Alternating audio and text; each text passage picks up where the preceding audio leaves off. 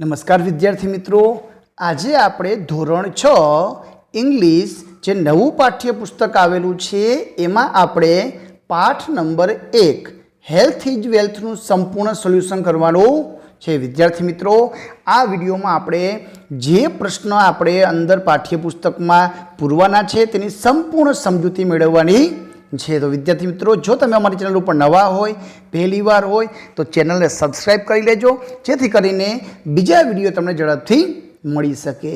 Health is વેલ્થમાં સૌથી પહેલાં વિભાગ લિસનિંગ વિભાગમાં આપેલું છે રિસાઇટ એન્ડ એન્જોય. અહીં એક સરસ મજાની હેલ્ધી ફૂડ ઇઝ ગુડ એ તમને કવિતા આપેલી છે. એ કવિતાનું તમારે ગાન કરવાનું છે અને તેનું સમજવાનું છે. તો વિદ્યાર્થી મિત્રો, આ કવિતા તમે સમજી જ હશે. એના આધારે આપણને અહીં પ્રશ્ન પૂછાયેલું છે કે find the rhyming words from the poem. કાવ્યમાંથી આપણે રાઇમિંગ વર્ડ્સ છે તેને શોધવાના છે. રાઇમિંગ વર્ડ્સ એટલે કે સરખા પ્રાસવાળા શબ્દો. તો અહીં mood, food, good, fall, tall, all, wrong, strong, long, tick, quick, sick. તો આ રીતના રાઇમિંગ વર્ડ્સ છે એ આપણને કાવ્યમાં આપેલા છે.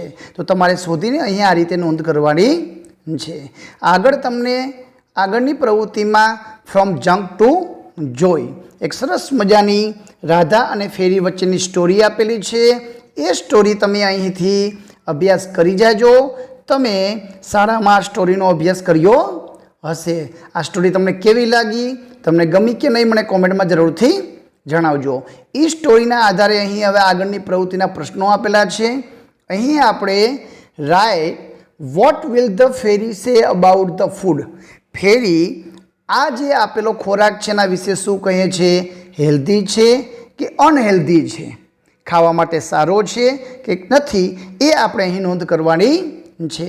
તો અહીં સરસ મજાની રોટલી અને શાક આપેલા છે, તો એ હેલ્ધી ફૂડમાં આવશે. અહીં પૌવા બટેકા આપેલા છે, હેલ્ધી ફૂડમાં આવશે. બાળકોને સૌથી વધુ ભાવે મેગી, પણ એ હેલ્ધી ફૂડમાં આવતો નથી, અનહેલ્ધી ફૂડમાં આવે છે. આગળ જોઈએ તો અહીં ફણગાવેલા મગ છે, તો હેલ્ધી ફૂડમાં આવશે. અહીં આપણને બિસ્કિટ ક્રીમવાળી આપેલી છે, જે અનહેલ્ધી ફૂડમાં આવશે. અહીં આપણને ફ્રૂટ અને વેજીટેબલ્સ આપેલા છે, તો એ હેલ્ધી ફૂડમાં આવશે. અહીં આપણને રાઈસ અને દાળ ભાત આપેલા છે, હેલ્ધી ફૂડમાં આવશે. અહીં બ્રેડ ને કૂકીઝ ને વેફર આપેલા છે, તો એ અનહેલ્ધી ફૂડમાં આવશે. અને બાળકોની પ્રિય વાનગી પણ ન ખવાય એવા રમકડા જે પેકેટમાં આવે છે 5 રૂપિયા કે 10 રૂપિયામાં, જે ખરેખર આપણા શરીર માટે ખૂબ જ નુકસાનકારક છે, તો એ અનહેલ્ધી ફૂડમાં આવશે. જો બાળકો તમે ખાતા હોય તો તમે ખાવાનું બંધ કરી દેજો. તો આ રીતે આપણે હેલ્ધી અને અનહેલ્ધી ફૂડ લખવાનું છે. એની પછીની આગળની એક્ટિવિટીમાં આપણને મેચ ધ કરેક્ટ પેર, સાચી પેર બનાવવાની છે, એ અને બી. તો ઓરેન્જીસ, નારંગીમાંથી આપણને વિટામિન સી મળે છે, તો હેવ વિટામિન સી, ડી આવશે. બીજું બેન્સ, તો અહીંયા કઠોળ, તો જેમાંથી આપણને મેક યુર સ્ટ્રોંગ, તમને સ્ટ્રોંગ બનાવે છે. એપલ્સ, સફરજન, જેમાં આપણે રેસા, have fibres to keep ટમી happy, આપણા પેટને સારું રાખે છે. સ્પિનિચ, ભાજી, જે આપણે મેક યોર સ્ટ્રોંગ, તો એ આવશે. અને કેરટ, ગાજર, જેમાં વિટામિન એ હોય છે, તો જવાબ આવશે એ. તો વિદ્યાર્થી મિત્રો, અહીં બાજુમાં જવાબ આપેલા છે, આ રીતે નોંધ કરી લેજો અને તેનું સમજૂતી મેળવી લેજો. આગળનો રીડિંગ વિભાગમાં આપણને પહેલી પ્રવૃત્તિમાં વેજીટેબલ્સ અને ફ્રૂટ, જેમાં રિસાઇટ એન્ડ એન્જોય વળી પાછી એક સરસ મજાની કવિતા આપેલી છે, જે શાકભાજી અને ફળવાળી છે. એમાંથી આપણને શું મળે છે, કેવા ફળ અને શાકભાજી ખાવા જોઈએ, સરસ મજાની અહીં આપેલી છે, તેનો અભ્યાસ કરી લેજો. આપણે ભાગ નંબર 2 કે 3માં આપણે સંપૂર્ણ પાઠ અને કાવ્યનું સંપૂર્ણ આપણે સોલ્યુશન સમજૂતી સાથે કરશું. અહીંયા આગળની એક્ટિવિટીમાં આપેલું છે એ જે કાવ્ય આપેલી છે એના આધારે fill in the blank with the most appropriate word given in the bracket and recite the stanza. આપેલી કાવ્ય પંક્તિને પૂર્ણ કરવાની છે. અહીં આપણને કૌંસમાં આપેલા શબ્દ છે એમાંથી આપણે સ્ટાન્જા પંક્તિ છે પૂર્ણ કરવાની છે. તો પહેલામાં આવડે orange, citrusy and bright, filled with vitamin C just right. Apple, crunchy, red and green. The healthiest snacks you have ever seen. તો આ રીતે તમે ખાલી જગ્યા છે ને તમે ઉપર કાઉન્સમાંથી પૂરી લેજો. એના પછી આવે છે read the story Peter the eater. બાળકો મજા જ આવી જવાની છે. સરસ મજાની સ્ટોરી આપેલી છે અહીં પીટરની.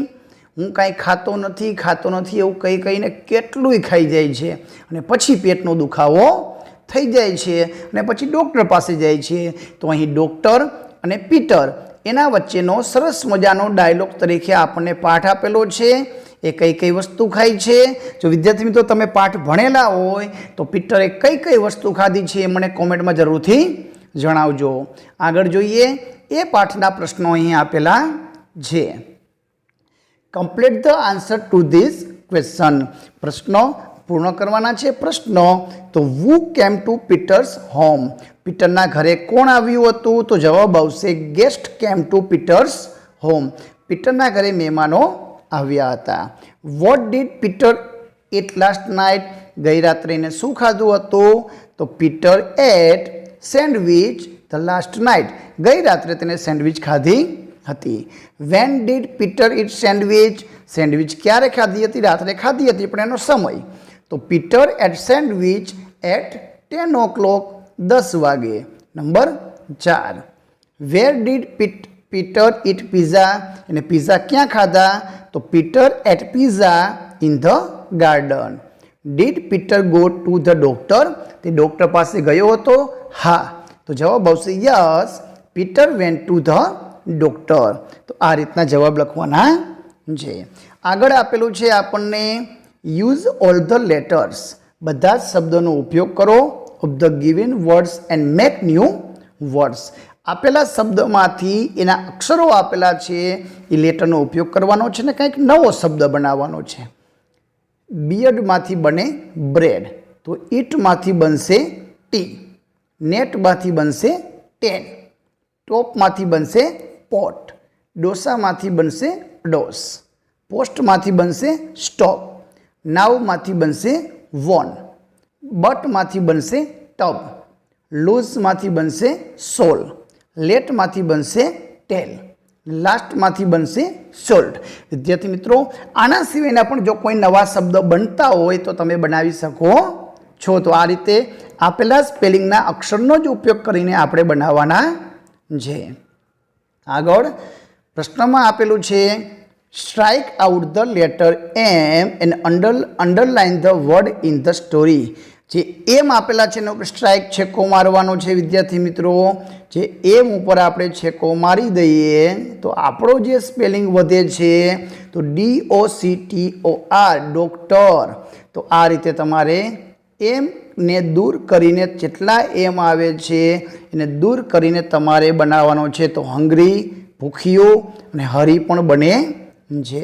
પિઝામાં તમે એમને આપણે દૂર કરશું તો પિઝા. અહીં આપણે એમને દૂર કરશું. ઘણા બધા એમ આપેલા છે બધા જ એમને દૂર કરશું તો બનશે ક્વિકલી અને છેલ્લે બનશે ગ્લાસ. તો આ રીતે આપણે એમને દૂર કરીને બનાવવાના છે. એના પછી સ્ટડી ધ ઇનવોઇસ અને આન્સર ધ ક્વેશ્ચન. અહીં આપણે એક ઇનવોઇસ એટલે કે બિલ આપેલું છે અન્નપૂર્ણા ગ્રોસરી સ્ટોર. એનું એડ્રેસ માલિક મિસ્ટર રમેશ બારોટ છે. GST નંબર છે. ઇનવોઇસની ડેટ 21/10/2024 છે. કસ્ટમરનું નામ હિના ભેડા છે. ઇનવોઇસમાં કઈ વસ્તુઓ કેટલી વસ્તુ લે છે એની કિંમત શું છે ટોટલ કિંમત. અને ટોટલ કિંમતમાં જે છે એમાં GST સાથેની કિંમત પણ અહીં બિલમાં આપેલી છે 1454 રૂપિયા. તો આવી માહિતીના આધારે આપણે પ્રશ્નના જવાબ લખવાના છે. તો અહીં પ્રશ્ન આપેલું છે કે what is the total amount of the bill. GST સાથે કીધું છે તો લખવાનું the total amount of the bill is ₹1454.25 rupees. બીજો પ્રશ્ન છે who is the owner of Annapurna grocery store. એના માલિક કોણ છે? તો વુની જગ્યાએ નામ mister Ramesh Barot is the owner of Annapurna grocery store. વિદ્યાર્થી મિત્રો અહીં તમે પૂરા જવાબ લખજો. How many litres of ground nut oil were boat. તો જવાબ આવશે 2 લીટર. તો હાઉ મેની જગ્યાએ 2 ખાલી લખવાનું છે. 2 liters of groundnut oil were bought. Number 4, when was this invoice generated? કઈ તારીખે આ ઇનવોઇસ બનેલું છે? ધીસ ઇનવોઇસ વોઝ જનરેટેડ, સમયની આગળ ઓન આવશે તો on 21 September, October, November, December. વિદ્યાર્થી મિત્રો 10મો મહિનો છે ઓક્ટોબર, તો October 2024. Was the GST amount included the invoice? ઇનવોઇસમાં જીએસટી ઇન્ક્લુડ છે? તો yes, the GST amount was include the invoice. તો આ રીતે જવાબ લખવાના છે. વિદ્યાર્થી મિત્રો હવે આપણે રાઇટિંગ વિભાગ છે તેનું સોલ્યુશન આપણે ભાગ નંબર 2માં કરશું. વિદ્યાર્થી મિત્રો જો તમે અમારી ચેનલ ઉપર નવા હોય તો ચેનલને સબસ્ક્રાઈબ કરી લેજો, જેથી કરીને પાઠ નંબર 1નો ભાગ નંબર 2નો વિડીયો તમને ઝડપથી મળી શકે. વિડીયો ગમે તો લાઈક કરજો, અમારી ચેનલને સબસ્ક્રાઈબ કરજો. આભાર, ધન્યવાદ.